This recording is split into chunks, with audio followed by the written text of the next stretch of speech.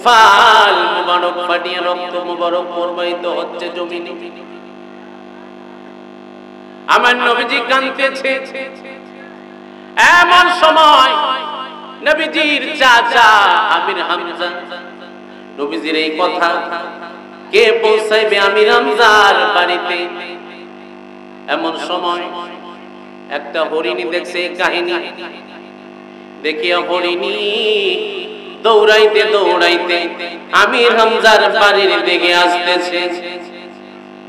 এমন সময় এই মুরব্বী বাবারা, যুবক ভাইরা, হরিণী দৌড়ে আসতেছে। আমির হামজা বনের মধ্যে গেছে হরিণ শিকারের জন্য।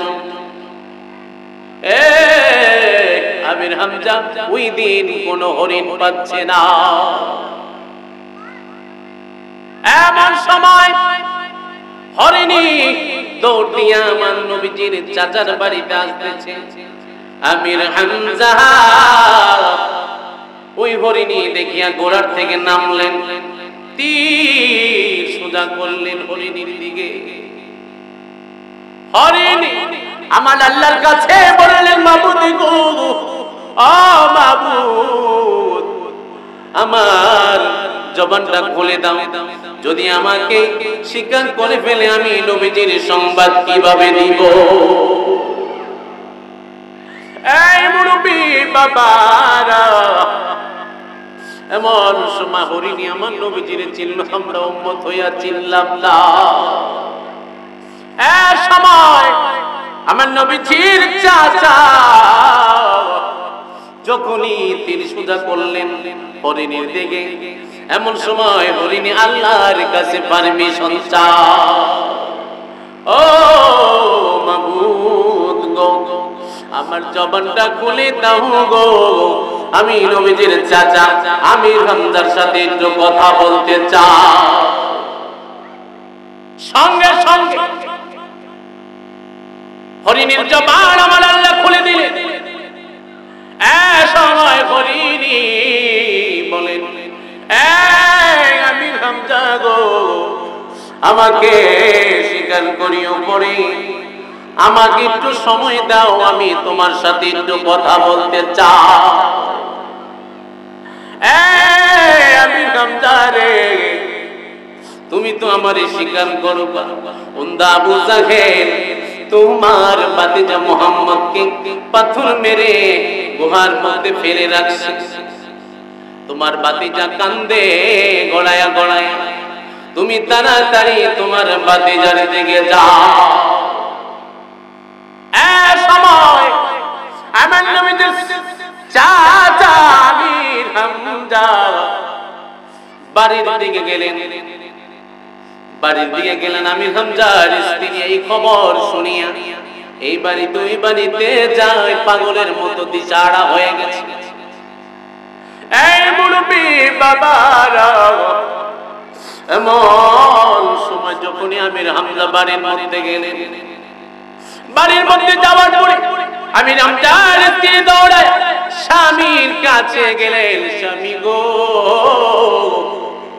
আমি কোনদিন তোমার কাছে কোনো আরজি জানাই না, ও নবী, ও স্বামী গো, তোমার একটা মক্কা মদিনার মধ্যে নাম রাখা, তুমি অনেক শক্তিশালী বীর, আমি কোনদিন স্ত্রী হিসাবে তোমার কাছে কোনো অনুরোধ করি নাই, আরজি জানাই নাই, কিছু দাবি করি নাই, ও স্বামী গো। জয় হাত দিয়া আবু জাহেল আমার ভাতিজা মুহাম্মদের কুফাল মুবারকের মধ্যে পাথর নিক্ষেপ করছে, আমি স্ত্রী হইয়া তোমার কাছে আরজি জানাই, আমি অনুরোধ জানাই, ওই হাতটা আমি দেখতে চাই।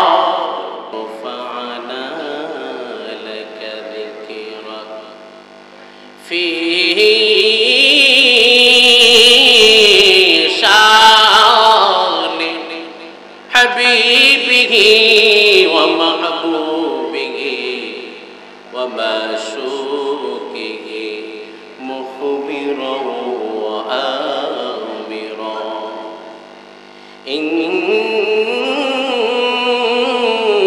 الله وملائكته يصلون على النبي ইয়া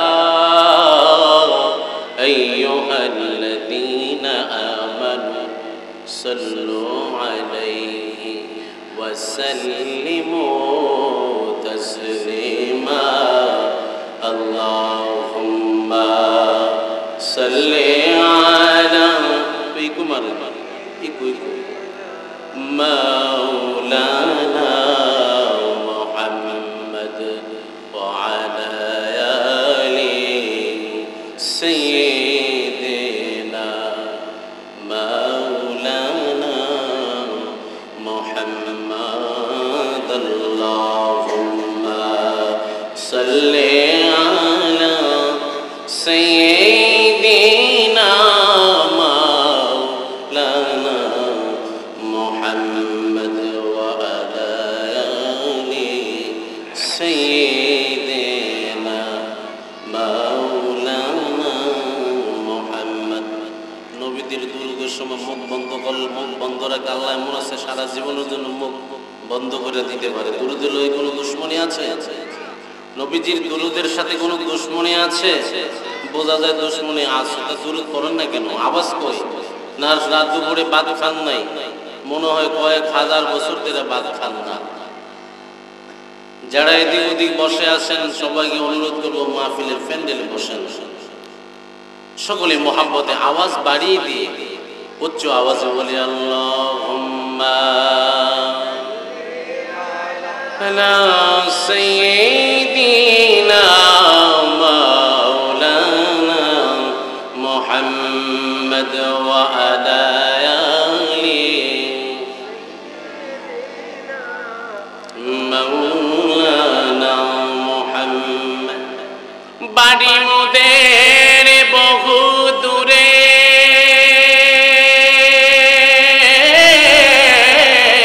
নবী কেমনে যাব মদিনা, কেমনে যাব ওই মদিনা। নবী স্বপ্নে এসে বলে দাও আল্লাহুম্মা সাল্লি আলা সাইয়্যিদিনা মাওলানা মুহাম্মদ ওয়া আলা আলি সাইয়্যিদিনা মাওলানা মুহাম্মদ। দেহকে কাবা বানায়া, दिल के बानाओ मदीना, दिलर आईनाय देखते पाइबा नबी के दोए नयने। अल्लाहुम्मा सल्ली अला सय्यिदिना मौलाना मुहम्मद वा अला سيدنا مولانا محمد لا إله إلا الله لا إله لا إله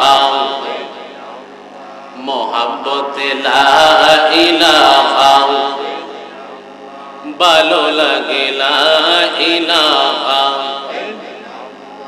আওয়াজ করে লা ইলাহা ও লা ইলাহা।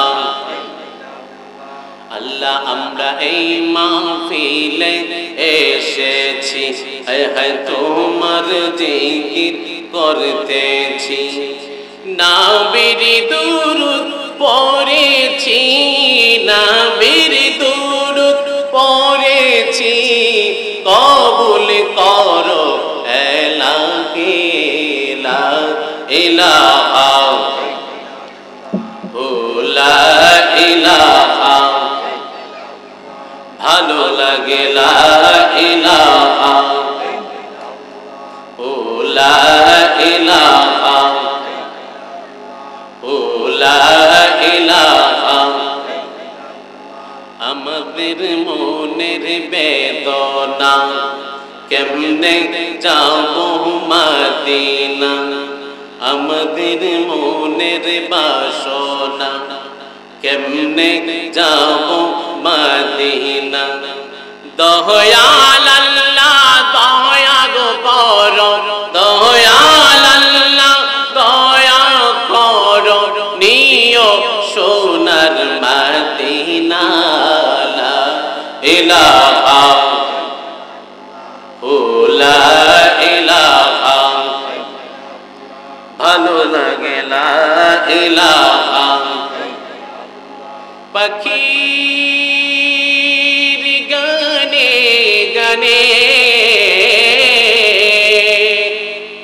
হাওয়ার তানে তানে ওই না মেরি সুর শোনা যায় ওই না মেরি সুর শোনা যায় লা ইলাহা ইল্লাল্লাহ লা ইলাহা লা ইলাহা লা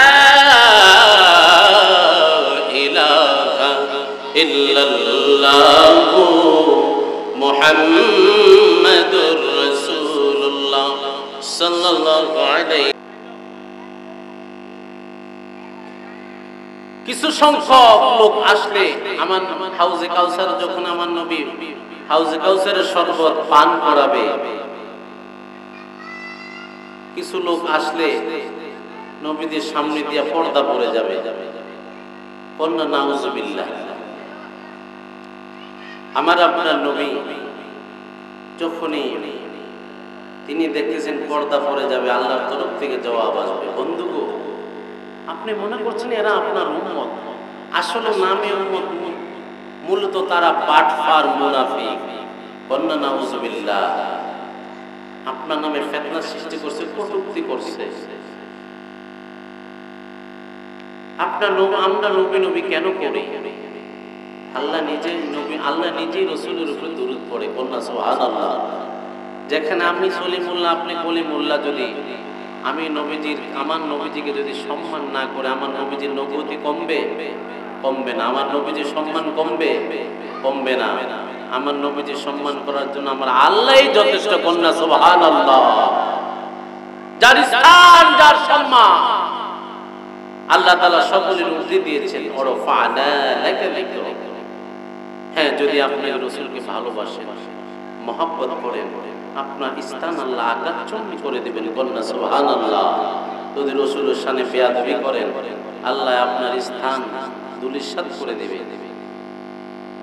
আমার এক খুব পরিচিত বক্তা তিনি সুন্নি জগতের খুব ভালো আলোচক আমি তাকে নানা ডাকি তার আপন চাচা তার বাড়ি ঢাকাতে আমরা নবীজির দাঁড়ায় সালাম জানাই মহব্বত করি তাজিম করি ইনি বলেন এগুলা দাঁড়ায় আম্বা আম্বা করে গরুর মতো কন্যা নাউজুবিল্লাহ। যখন ইনি মারা যায় আমি নাম বলবো না যখন ইনি মারা যায় গরুর মতন আম্বা আম্বা করে তার রূহ বের হয় কন্যা নাউজুবিল্লাহ। রাসূলকে ভালোবাসলে ওয়াহাবিগতি কষ্ট আসবেই আঘাত আসবেই সহি ইসলাম সারা যাবে না ৭৩টা দল হবে ৭২ দল দেব জাহান্নামে একটা দল দেব জান্নাতে ৭২ দল তো আমাদের মধ্য থেকে মুসলমানের গ্রুপ হবে নাকি কথাটা বলেন না কেন একটা দল যাবে জান্নাতে যেটা আমার নবীজি বেশ অনুসরণ করে চলছে। আবু জাহেল আমার নবীকে কষ্ট কম দিচ্ছে কষ্ট কম দেয় নাই আমার নবীজিকে অনেক কষ্ট দিছে আমার নবীজিকে আবু জাহেলের জন্য বরদোয়া করছে কোনদিন আমার নবী আবু জাহেল এবং হযরত ওমরের জন্য সব সময় দোয়া করতেন ইয়া রাব্বুল আলামিন আবু জাহেল অথবা ওমরকে তুমি ইসলামের জন্য কবুল করো। ওমরকে কবুল করছে ওমর আদওয়ালা কিন্তু আবু জাহেল ছিলেন বেয়াদব এর জন্য আল্লাহ তাকে ইসলামের জন্য কবুল করে নবীজিকে অনেক আঘাত দিয়েছে কষ্ট দিয়েছে। তাই রাসূলের পক্ষে যারা থাকবে কষ্ট আসবেই সহ্য করতে হবে। আবু জাহেল আমার নবীর কষ্ট কম দেয় নাই। একদিনের ঘটনা এসেছে কিতাবের মধ্যে। আমার আপনার নবীজি রাস্তা দিয়ে হাঁটতেছে, নবীজি ওই সময় আমির হামজানের তত্ত্বাবধানে লালিত পালিত হচ্ছে। নবীজির চাচা ওই সময় ইসলাম ধর্ম গ্রহণ করে নাই। আমার আপনার নবীজি রাস্তা দিয়ে হাঁটতেছে, আবু জাহেল রে মুহাম্মদ দাঁড়া, টিটকারি দিয়া কয়। আমার নবী পাবে তুই কত সময় আমার সাথে ইসলামী ফাজলামি করে, কি শুনবো তার কথা। আমার নবীজি দাঁড়ায় নাই। আমার নবীজির কুফাল মোবারকের মধ্যে একটা পাথরে কণা নিক্ষেপ করলেন, বললেন নাউজুবিল্লাহ। এমন সময় আমার আপনার নবীজি কুফাল মোবারক ফাটিয়ে রক্ত মোবারক প্রবাহিত হচ্ছে জমিনে। আমার নবীজি কাঁদতেছে। এমন সময় নবীজির চাচা আমির হামজা, নবীজির এই কথা কে পৌঁছাইবে আমির হামজার বাড়িতে। এমন সময় একটা হরিণী দেখছে এই কাহিনী, দেখিয়া হরিণী দৌড়াইতে দৌড়াইতে আমির হামজার বাড়ির দিকে আসতেছে। এমন সময় এই মুরব্বী বাবারা, যুবক ভাইরা, হরিণী দৌড়ে আসতেছে। আমির হামজা বনের মধ্যে গেছে হরিণ শিকারের জন্য। আমির হামজা ওই দিন কোন হরিণ পাচ্ছে না। এমন সময় হরিণী দৌড় দিয়া আমার নবীজির চাচার বাড়িতে আসতেছে। আমির হামজা ওই হরিণী দেখিয়া ঘোড়ার থেকে নামলেন, তীর সোজা করলেন হরিণীর দিকে। হরিণী আমার আল্লাহর কাছে বললেন, মাবুদ গো, ও মাবুদ, আমার জবানটা খুলে দাও, যদি আমাকে শিকার করে ফেলে আমি নবীজির সংবাদ কিভাবে দিব। এই মুরব্বী বাবারা, এমন সময় হরিণী আমার নবীজির চিনল, আমরা উম্মত হইয়া চিনলাম না। এই সময় আমার নবীজির চাচা যখনই তিনি সোজা করলেন হরিণীর দিকে, এমন সময় হরিণী আল্লাহর কাছে পারমিশন চায়, ও মাবুদ গো, আমার জবানটা খুলে দাও গো, আমি নবীজির চাচা আমির হামজার সাথে একটু কথা বলতে চাই। সঙ্গে সঙ্গে হরিণীর জবান আমার আল্লাহ খুলে দিলেন। সময় হরিণী বলেন, আমির হামজা গো, আমাকে স্বীকার করিও পরে, আমাকে একটু সময় দাও, আমি তোমার সাথে একটু কথা বলতে চাই। আমির হামজা রে, তুমি তো আমার স্বীকার করো, আবু জাহেল তোমার ভাতিজা মুহাম্মদকে পাথর মেরে গুহার মধ্যে ফেলে রাখছে। তোমার ভাতিজা কান্দে গড়ায়া গড়ায়া, তুমি তাড়াতাড়ি তোমার ভাতিজার দিকে যাও। সময় আমার নবীজির চাচা আমির হামজা বাড়ির দিকে গেলেন।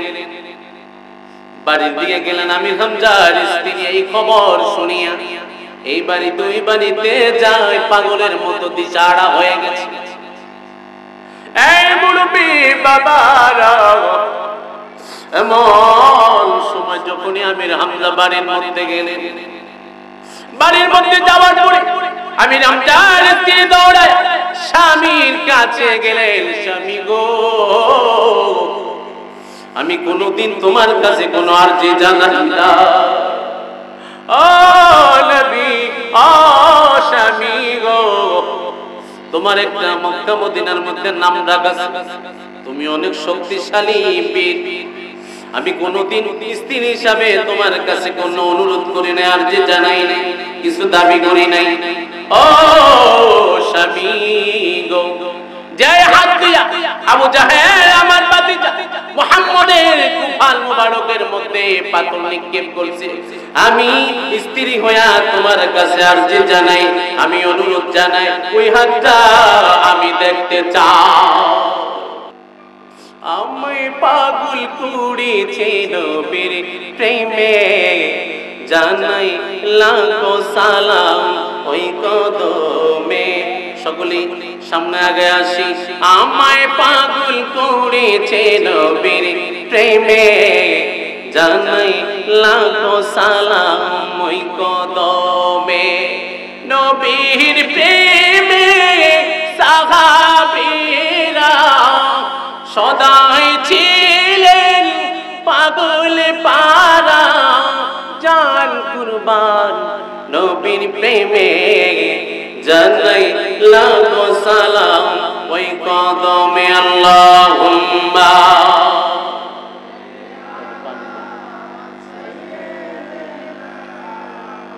মাওলানা মুহাম্মদ ওয়া আলা আলিহি।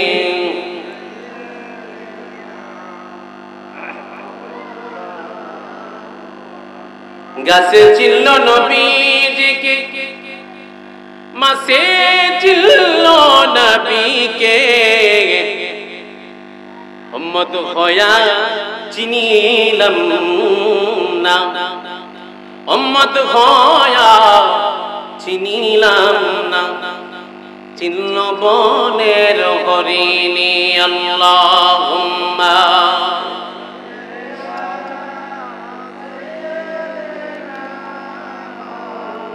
যারা নবীজিকে ভালোবাসে মহব্বত করি, অনুরোধ করব সকলে প্যান্ডেলে বসি। সাইয়্যিদিনা মাওলানা মুহাম্মদ। এই মুরব্বি বাবারা, যুবক বাইরানে আমার, ও কুমিল্লার মা বোনেরা রে আমার নবীর প্রেমের প্রেমিক, নবীর রঙে রঙিন হও। তুমি যখনই মারা যাইবা, তোমার কবরে ছেলে যাবে না, মেয়ে যাবে না, আত্মীয় স্বজন যাবে না। যদি তুমি রাসূলের সাথে ভালো সম্পর্ক থাকে, ওই দিন নবীজিকে দেখলে অবশ্যই চিনতে পারবা।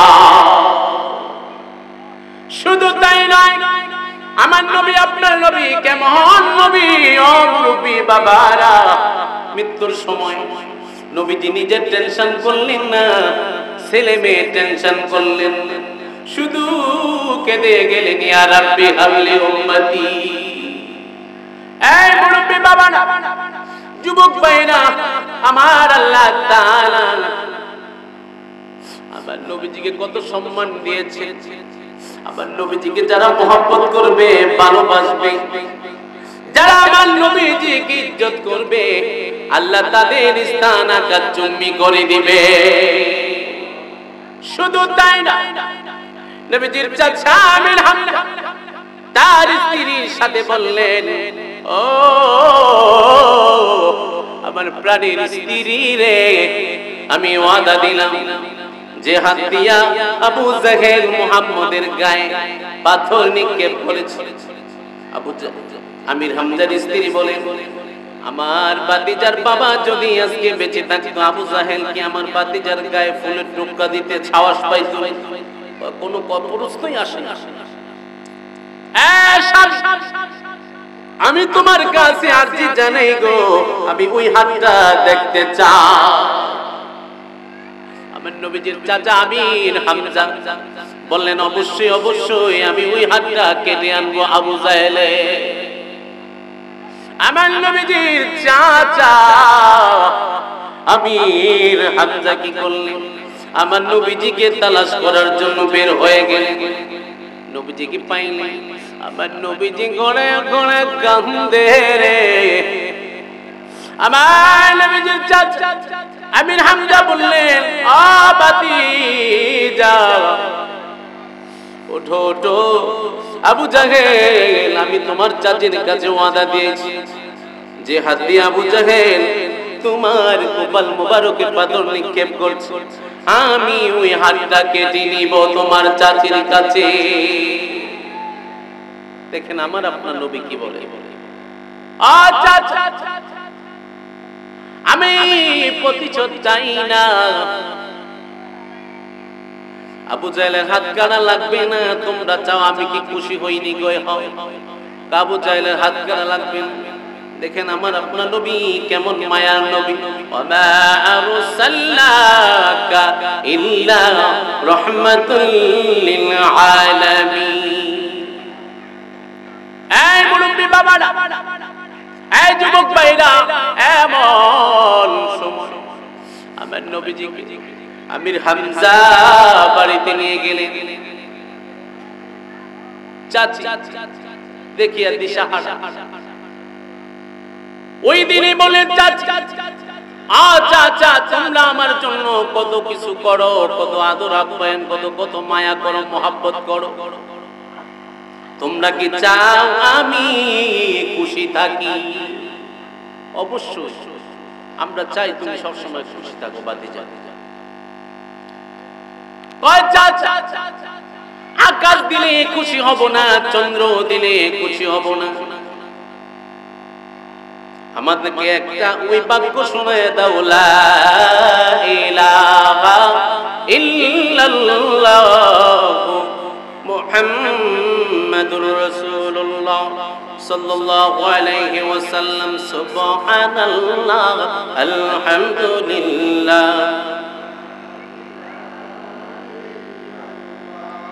সুবহানাল্লাহ আলহামদুলিল্লাহ, লা ইলাহা ইল্লাল্লাহ, সুবহানাল্লাহ আলহামদুলিল্লাহ,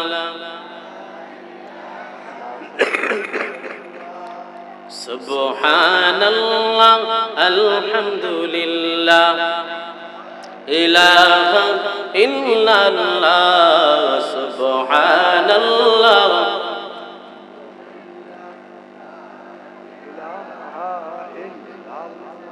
শুধু তাই নয় বাবা, যারা আমরা নবীর বিরোধিতা করি, যারা আমরা নবীর বিরোধিতা করে, একদিন বুঝবো তারা, যেদিন আমরা নবীজির দিদার পাবে না তারা।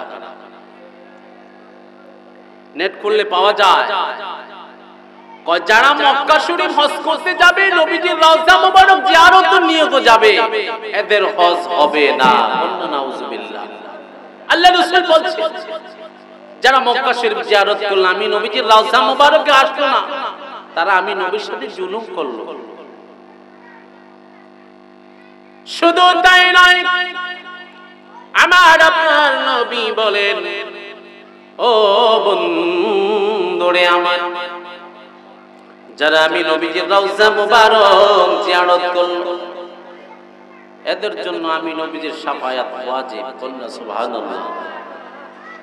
কয় যেই নবী মারির নূরের তৈরি, এই নবীরে তালাক দিলাম, নাউজুবিল্লাহ। এটা কি মুসলমান না? এটা আবু জাহেলের বংশধর। এটা আবু জাহেলের বংশধর তো নিকৃষ্ট থাকলো ওইটা। আমরা কেন নবী করি? নবী সারা গতি আছে। কাল কিয়ামতের দিন সমস্ত নবীদেরকে আল্লাহ জান্নাতে যাওয়ার পারমিশন দিয়ে দিবেন, জান্নাতের সার্টিফিকেট দিয়ে দিবেন। আল্লাহ সার্টিফিকেট দিয়ে দিয়েছে, আপনারা জান্নাতে চলে যান। যখনই জান্নাতের গেটে যাবে, জান্নাতের ফেরেশতারা বলবে, এখানে তো আমার নবীজির সুপারিশ নাই, এখানে আল্লাহর সুপারিশ, নবীজির সুপারিশ তো নাই, জান্নাতে যাওয়া যাবে।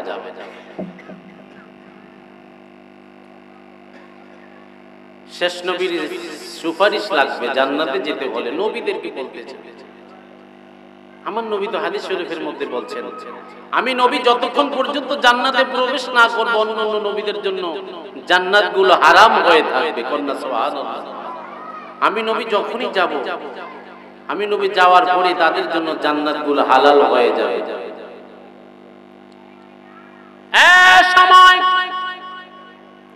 আমার আপনার নবীজি কে খোঁজার জন্য অন্যান্য নবীরা উঠতে থাকবে, আরশের নিচে আমার নবী সিজদায় পড়ে কাঁদতে থাকবে, ইয়া রাব্বি হাবলি উম্মতি। সুবহানাল্লাহ। অনেক কবি না বাজ্যে কইবে, বাজ্যে কই ঠিক আছে, সুবহানাল্লাহ কই তাহলে মনে করুন আমরা হজা কাছে ওই সুবহানাল্লাহ না কোন মনে করুন ঘুমায় গেছে, নাইলে আমার ভাষা বুঝে না। শেরপুর কিছু ওয়াজ করতে প্যান্ডেল ভরা মানুষ সুবহানাল্লাহ বোম মারলো মনে বাড়িত না, এমন অবস্থা। অনেক বুঝায় কায়দা করে মুখ দিয়ে বার করতে হয়েছে। আমরা আমার ভাষা বুঝেন না।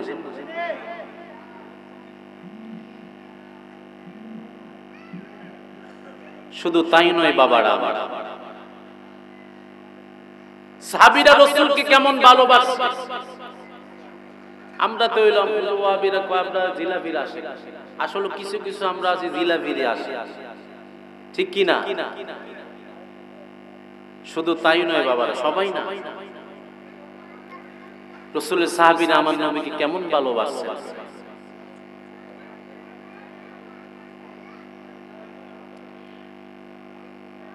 সকলে উচ্চ উচ্চ আওয়াজে বলি আল্লাহুম্মা সাইয়্যিদিনা মাওলানা মুহাম্মদ ওয়া আলা আলি সাইয়্যিদিনা মাওলানা মুহাম্মদ। এই মুরব্বি বাবারা, যুবক ভাইরা রে আমার, ও মা বোনেরা রে আমার নবীজির এক সাহাবী সাদ সালামী, তিনি নবীজির দরবারে গিয়ে কান্দে। আমার নবী বললেন, কেন কান্দো সাদ সালামী তুমি? ইয়া রাসূলুল্লাহ, ইয়া হাবিবাল্লাহ, অনেকদিন যাবত ইসলাম গ্রহণ করেছি, কিন্তু আপনার একটা সুন্নত এখনো আমি পালন করতে পারছি না। আমার নবী, আপনার নবী বলেন, কোন সুন্নাত?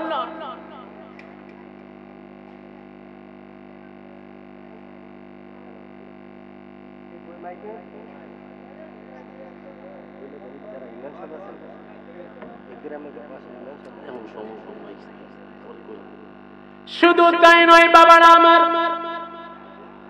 আমার নবীজির সাহাবী সাদ সালামী কাঁদতে কাঁদতে নবীজি দরবারে গেলেন। নবী, আমার নবী বলেন, সাদ সালামী তুমি কেন কান্দো? ও নবী, দীর্ঘ 8 মাস ধরে আমি ইসলাম গ্রহণ করেছি, কিন্তু একটা সুন্নত আমি এখনো মানতে পারি না। কোন সুন্নতের জন্য, কোন সুন্নতের জন্য তুমি কান্দো? ও নবী, আমি গরিব মানুষ, আমার চেহারা এত ভালো না, চেহারা কালো, বসন্তর দাগ।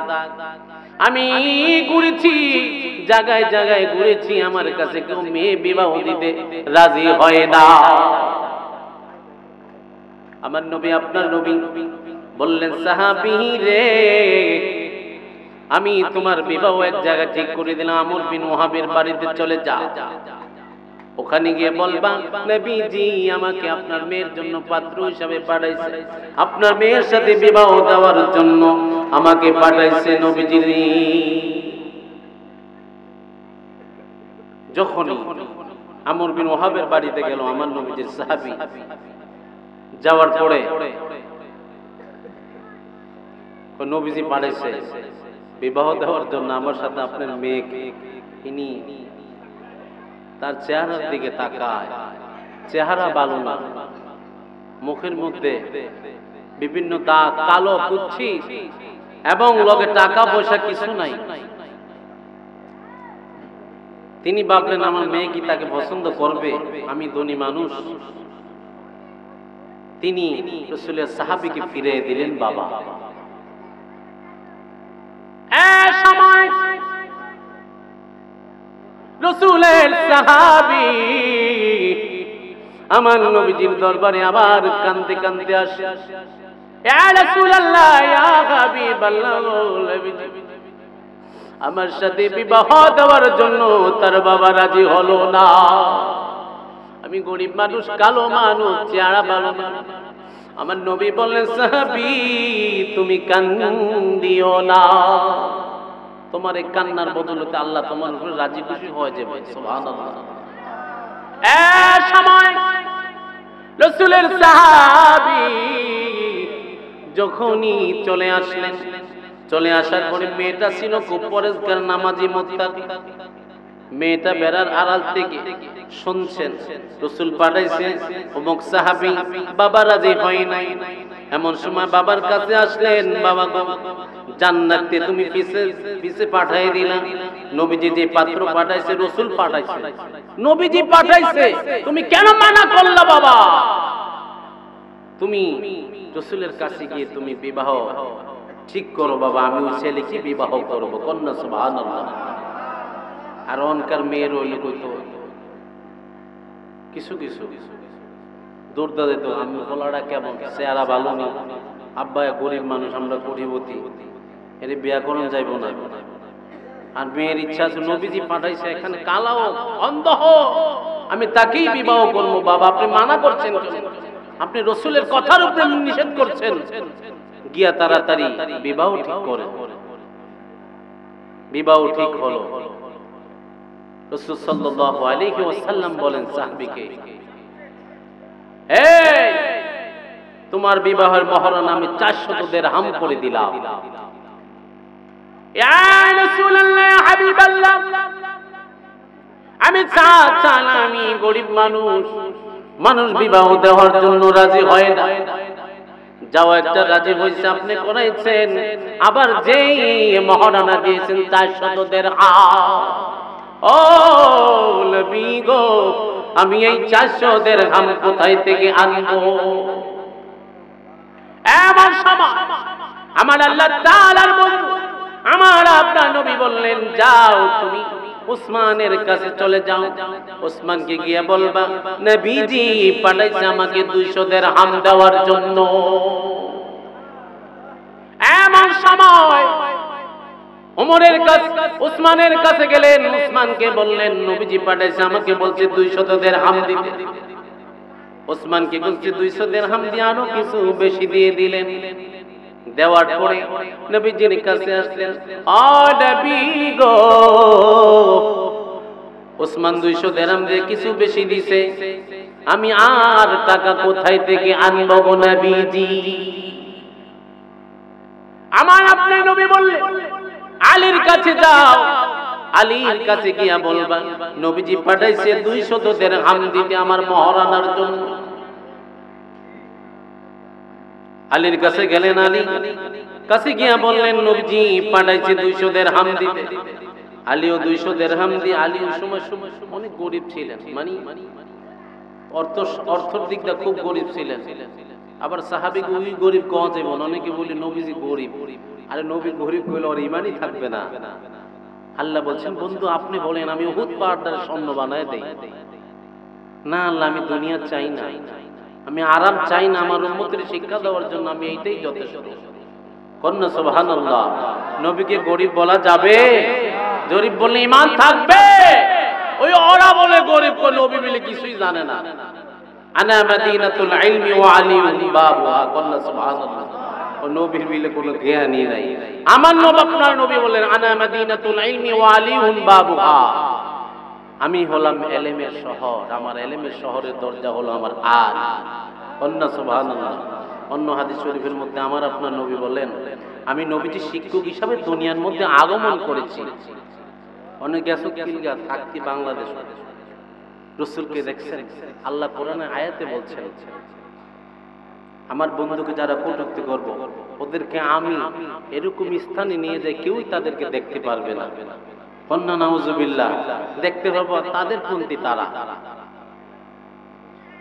এমন সময় আমার আপনার নবীর সাহাবী যখন আলী কিছু টাকা বেশি দিলেন, দেওয়ার পরে আমার আপনার নবীজি বললেন, সাহাবী বললেন, ইয়া রাসূলুল্লাহ, ইয়া হাবিবাল্লাহ, নবী গো কিছু টাকা বেশি আছে, 400 দিরহামের চেয়ে বেশি, বাকি টাকা কি করব? তুমি বাজারে চলে যাও, তোমার স্ত্রীর জন্য মন মতন তুমি যেটা ভালো লাগে সেটাই কিনো, যেমন তোমার স্ত্রীর চোখ জুড়ায়া যায়। কন্যা সুবহানাল্লাহ। আর এখন তো বউ লয়া যে আমরা পাল্লা নিয়ে বুড়ু ফেলাক করায়, মেকআপ করায়। আল্লাহ রাসূল বুখারীর হাদিসের মধ্যে এসেছে, যারা বুড়ু ফেলাক করবে ওদের উপর আল্লাহর লানত বর্ষিত হবে, নাউজুবিল্লাহ। অনেকের স্ত্রীদেরকে, বোনদেরকে আমরা বুড়ু ফেলাক করে, এটা হারাম, এটা হারাম। এটার পেট থেকে ভালো সন্তান বের হবে না। তাই বুড়ু ফেলাক থেকে মা বোনরা সাবধানে থাকবেন, এটা হারাম।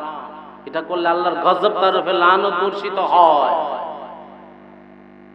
শুধু তাই নয়, আমার আপনার নবীজির সাহাবী, তিনি গেলেন বাজারের মধ্যে। এমন সময় হযরত বেলাল আওয়াজ দিয়ে যায়, আন্নাফি আন্নাফি আন্নাফি। এটা যুদ্ধের ডাক। সাহাবী শুনলেন কালকে যুদ্ধ হবে, যুদ্ধ হবে। সাহাবী ভাবলেন, আমি যদি, আমার নবী যদি যুদ্ধের ময়দানে গিয়ে শহীদ হয়ে যায়, আমার নবীজি রক্ত মুবারক যদি ঝরে যুদ্ধের ময়দানে, আমার নবী যদি আঘাত পায়, আমি থাকবো আমোদ ফুর্তি বিবাহের মধ্যে লিপ্ত। সমাজ সাহাবী বললেন, আমার বিবাহের দরকার নাই। 400 দিরহাম যা বেশি ছিল, একটা ঘোড়া কিনলেন, তরবারি কিনলেন, আরো যা যা দরকার বিবাহ তুইয়া তিনি যুদ্ধের ময়দানে চলে গেলে, বিবাহ ছেড়ে দিলেন নবীজির মহব্বত। এমন সময় মুরব্বি বাবারা মনটাকে নরম করে দাও। আমার নবীজির মহব্বতে যদি ফোঁটা চোখের পানি ফেলতে পারো, খোদার কসম করে বলি, এই চোখের পানি তোমার নাজাতের ফয়সালা হয়ে যাবে। এমন সময় আমার নবীজির সাহাবী তিনি ঘোড়া কিনে, যুদ্ধের মাল সামনা কিনে তিনি যুদ্ধের ময়দানে চলে গেলে। এমন সময় নবীজির সাহাবী সাদ সালামী শহীদ হয়ে গেলেন। শহীদ হয়ে যাওয়ার পরে সমস্ত সাহাবীদের লাশগুলো খুঁজতেছে, দেখে একটা কালো লোক দেখা যায়, হাত কালো। সাহাবীরা বললেন, এটা আবার কার দেহ? দেখে এটা হলো তাদের প্রিয় সাহাবী নবীজির সাদ সালামী। এমন সময় এই মুরব্বি বাবারা, যুবক ভাইরা রে আমার, ও কুমিল্লার মা বোনেরা রে, এমন সময় সাদ সালামী আমার নবীজি কাঁদতেছে। আবার আমার নবীজি কাঁদতেছেন, আমার আল্লাহ তাআলা সাদ সালামী শহীদে এত খুশি হয়েছে। এমন সময় আমার আপনার নবীজি অজর ধরে কান্না শুরু করলেন। যতদিন এ ধরায় থাকিব, লাভি তোমায় ভালোবাসিব। যতদিন এ ধরায় থাকিব, লাভি তোমায় ভালোবাসিব। জীবনের চাইতে তোমায় আমি অনেক ভালো নবী বাসিব। যতদিন এ ধরায় থাকিব, নবী তোমায় ভালোবাসিব। সারাটি জীবন নবী কেঁদেছিলেন, সারাটি জীবন নবী কেঁদেছিলেন দরায়। এখনো কাঁদো তুমি মদিনাতে, শুধু উম্মতি বলে। যতদিন এ ধরায় থাকিব, নবী তোমায় ভালোবাসবো। এই মুরব্বী বাবারা, যুবক ভাইরা রে আমার, এমন সময় আমার নবীজির সাহাবী যখনই আমার নবীজি কাঁদতেছেন এবং আমার নবীজি চোখ ফিরাই নিলেন, আমার নবীজি চোখ ফিরাই নেওয়ার পরে আমার নবীজির সাহাবীরা বললেন, ইয়া রাসূলুল্লাহ, ইয়া হাবিবাল্লাহ, নবীজি ও নবী, আপনি কিছুক্ষণ কাঁদলেন, আমার চোখ ফিরাই নিলেন। ইয়া রাসূলুল্লাহ, ইয়া হাবিবাল্লাহ, কিছুই তো বুঝলাম না গো নবীজি। আমার নবী বললেন, ও সাহাবীরা রে আমার, যে সাহাবী ইসলাম ধর্ম গ্রহণ করিয়া আমি নবীজির দরবারে কাঁদতে কাঁদতে এসেছি, আমি নবী বললাম, ও সালামী রে, কোন জিনিস তোমাকে কাঁদা? ইয়া রাসূলুল্লাহ, ইয়া হাবিবাল্লাহ, দীর্ঘ 8 মাস দুনিয়া আমি ইসলাম গ্রহণ করেছি, আমি এখনো একটা সুন্নত আমি পালন করতে পারি না। ইয়া রাসূলুল্লাহ, ইয়া হাবিবাল্লাহ, না জানি এই সুন্নত না পালনের কারণে আমার স্থান জাহান্নামে হয়ে যায়, এই জন্য কান্দি গো নবীজি। আমার আপনার নবী সাহাবীদেরকে বললেন, আমি আমর বিন ওহাবের মেয়ের সাথে বিবাহ ঠিক করে দিলাম। তিনি যখন যুদ্ধের ডাক শুনছেন, তিনি বিবাহের মহারানার জন্য যেই টাকা আমি এনে দিয়েছি সাহাবীদের কাছ থেকে আনছি, যখন এই জিহাদের ডাক শুনল, তিনি এই জিহাদের ডাক শুনিয়া তিনি আমি রাসূলকে ভালোবেসে মহব্বত করে আবার নবীজি, আমি নবীজি আঘাত পাবো, রক্ত মুবারক ঝরবে। এই সাহাবী তিনি বললেন, আবার নবীজি থাকবো যুদ্ধের ময়দানে, আমি থাকবো আনন্দ ফুর্তির মধ্যে, এইটা আমার পক্ষে কখনো সম্ভব না। এই সাহাবীরা ইনি বিবাহের জন্য মাল সামানা কিনে না, তিনি কি করলেন, বাজার থেকে একটা ঘোড়া নিয়ে যুদ্ধের মাল সামানা যা দরকার কিনে তিনি যুদ্ধের ময়দানে সে শহীদ হয়ে গেছে।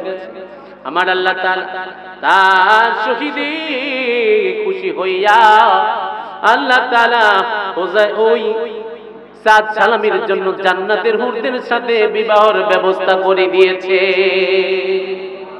আমি এগুলা দেখতেছি এবং যখন আমি চোখ ফিরে নিলাম, হুরদের কাপড় সরে যাচ্ছে, এই জন্য আমি চোখ ফিরে নিলাম। তাই বাবারা, আমার কথা হলো দিয়া শেষ কথাই, নবীর মহব্বত ছাড়া আল্লাহর কাছে বেল নাই, টাইম নাই। আল্লাহ তাআলা বলছেন, বিসমিল্লাহির রহমানির রহিম, মাইয়ুতির রাসূলা ফাকাদ আতা আল্লাহ, আমাকে যদি ভালোবাসো, আমাকে যদি মহব্বত করো, আমার বন্ধুর ইত্তেবা মহব্বত করো, কন্যা সুবহানাল্লাহ। কুল ইন কুনতুম তুহিব্বুনাল্লাহ ফাত্তাবিউনি ইউহিব্বুকুমুল্লাহ ওয়া ইয়াগফির লাকুম যুনুবাকুম আল্লাহু গফুরুর রহিম। আমার আল্লাহ তাআলা বলেন, এ বন্ধু, আপনি বলে দেন, তোমরা যদি আল্লাহকে পাইতে চাও, আমি নবীজিকে ভালোবাসো, ইত্তেবা করো, মহব্বত করো, যদি আপনাকে ভালোবাসে, মহব্বত করে, আমি আল্লাহকে ভালোবাসা হয়ে যাবে, কন্যা সুবহানাল্লাহ। যখনই আপনাকে ভালোবাসবে, আমি তাদের জিন্দেগীর গুনাহগুলো মাফ করে দেব, কন্যা সুবহানাল্লাহ। রাসূলকে ভালোবেসে হযরত নবীজিকে মহব্বত করে যদি জাহান্নামে যে দুঃখ আছে, আমাদের দুঃখ নাই। রাবিয়া বসরি তিনি এক হাতে আগুনের মশাল, আরেক হাতে পানি, তিনি দুনিয়ার মানুষদেরকে বলেন, এই দুনিয়ার মানুষ, আমি জান্নাতকে আগুন দিয়ে জ্বালিয়ে দেব, আর জাহান্নামকে আমি পানি দিয়ে নিভিয়ে দেব।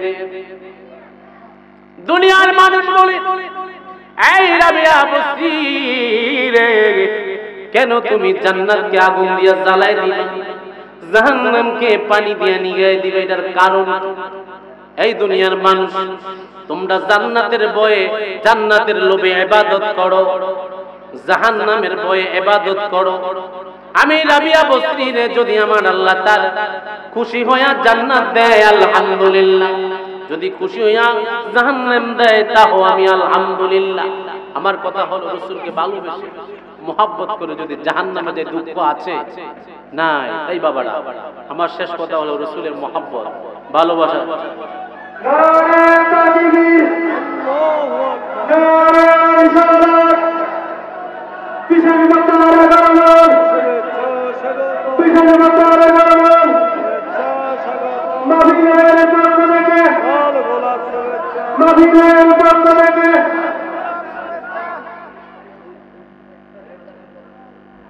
নারায়ে তাকবীর, নারায়ে রিসালাত। কি আমরা কি রাত্রে ভাত খান নাই? খাইলে সাউন্ড কেন? সাউন্ড নিয়ে তো জিয়াদের মধ্যে গেলে মাইর খাওয়া লাগবে।